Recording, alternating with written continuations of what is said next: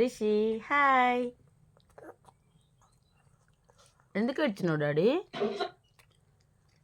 ఎందుకు ఏడ్చినవే? చికెన్ ఎట్లున్నది? చికెన్ ఎట్లున్నది చెప్పవా? చెప్పవా? సైలెన్స్. చికెన్ లవర్ తినేసేయి. బాగుందా? కర్రీ బాగుందా? Okay, very good. తిండాడు తిను. చిన్నయ్య చిన్నయ్య చిన్నయ్య. రిషి బంగారం నవ్వొకసారి నవ్విండు. చిన్నయ్య రిషి చికెన్ బాగుందా? చెప్పట్లేదు నువ్వు, మాట్లాడొచ్చు కదా. మాట్లాడు. అబ్బా ఇటు చూడు, ఇటు చూడు, ఇటు చూడు. మాట్లాడు మాట్లాడు. హాయ్ ఫ్రెండ్స్ అను.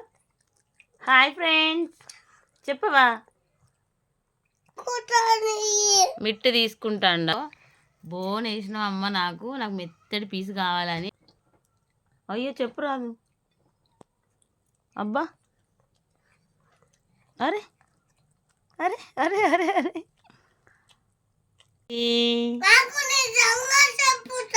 మరి నువ్వు మాట్లాడతలేవు కదా, చెల్లమ్మని తీస్తా.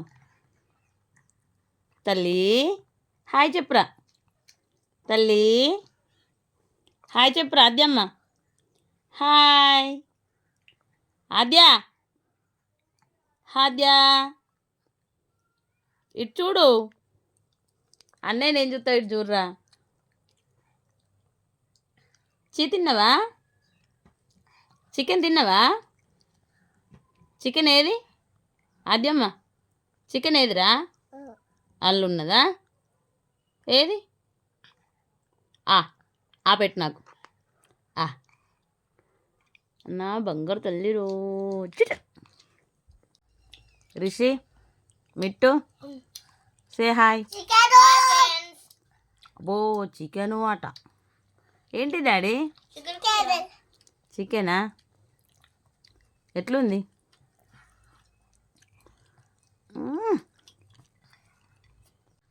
అన్నం పెట్టుకరా డాడీ అంటే ఈయనైతే వద్దన్నాడు. తమ్ముడు తింటాండే చూసి నాకు కూడా పెట్టుకరా అమ్మ అని అంటే పెట్టుకొచ్చిన. ఇంట్లోనే ఎందుకు కూర్చొని తింటాను అని అంటే చూసుకుంటారు తింటాను ఫ్రెండ్స్, సో అందుకే ఇక్కడ కూర్చున్నారు. తల్లి తినడం అయిపోయిందా? అయిపోయిందా? చాలా చాలా.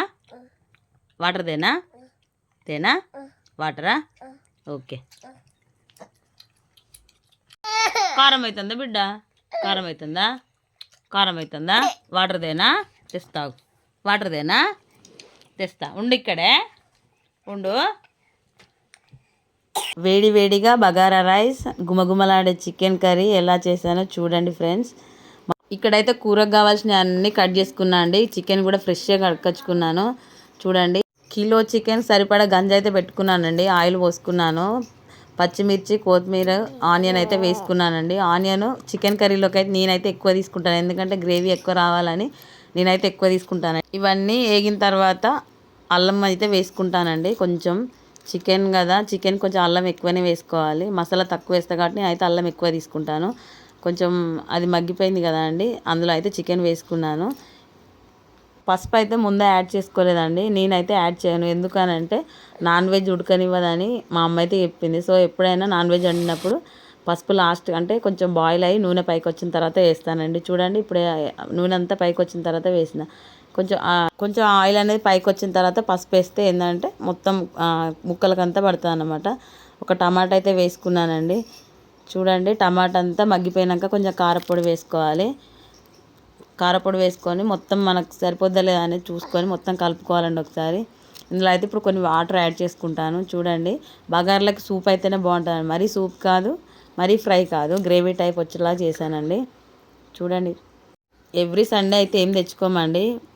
మా పెద్దబాబు బర్త్డే రోజు తెచ్చుకున్నాం. మళ్ళీ ఈరోజు అన్నీ వేసుకున్నాక నాన్ వెజ్లో మసాలా లేకపోతే బాగుండదు కదండి. లైట్గా అయితే మసాలా వేస్తున్నాను. యాలకులు ఎక్కువ, గసగసాలు కూడా ఎక్కువ వేసి దంచుతున్నాను. లవంగాలు అయితే అస్సలే వేసుకోనండి.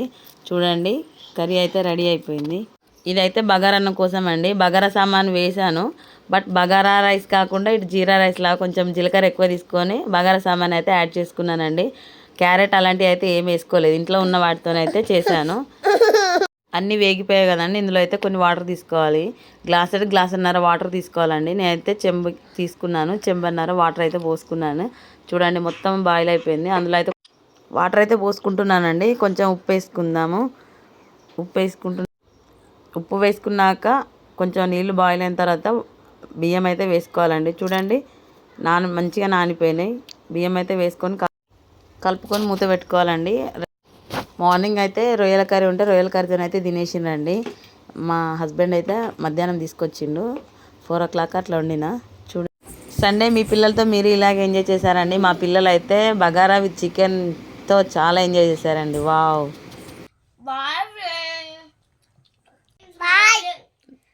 బాయ్ ఫ్రెండ్స్, మా వీడియో కనుక నచ్చినట్టయితే లైక్ చేయండి, షేర్ చేయండి, సబ్స్క్రైబ్ చేయండి.